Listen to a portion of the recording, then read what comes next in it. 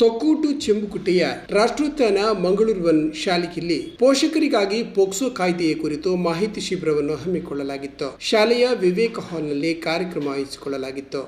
ಈ ಕಾರ್ಯಕ್ರಮದಲ್ಲಿ ಸಮಾಜ ಸೇವಾ ಕಾರ್ಯಕರ್ತೆಯಾಗಿರುವ ಶ್ರೀಮತಿ ಸುಜಾತಾ ಶೆಟ್ಟಿ ಅವರು ಸಂಪನ್ಮೂಲ ವ್ಯಕ್ತಿಯಾಗಿ ಭಾಗವಹಿಸಿ ಮಾತನಾಡಿದರು.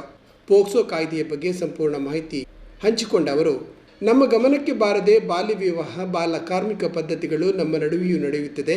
ಈ ಬಗ್ಗೆ ನಾವು ಗಮನ ಹರಿಸಬೇಕು. 18 ವರ್ಷ ಪ್ರಾಯದ ಒಳಗಿನ ಯಾವುದೇ ಮಗುವಿಗೆ ಲೈಂಗಿಕ ಹಾಗೂ ಮಾನಸಿಕ ದೌರ್ಜನ್ಯವು ಸಂಬಂಧಿಕರಿಂದಲೇ, ಪರಿಚಯಸ್ಥರಿಂದಲೇ ನಡೆಯುತ್ತಿದೆ. ಈ ಬಗ್ಗೆ ನಾವು ನಮ್ಮ ಮಕ್ಕಳ ಜೊತೆ ಬಹಳ ಪ್ರೀತಿಯಿಂದ ಮಾತನಾಡಿ ಅವರಿಗೆ ತಿಳಿ ಹೇಳುವ ಕೆಲಸ ಮಾಡಬೇಕು ಎಂದರು.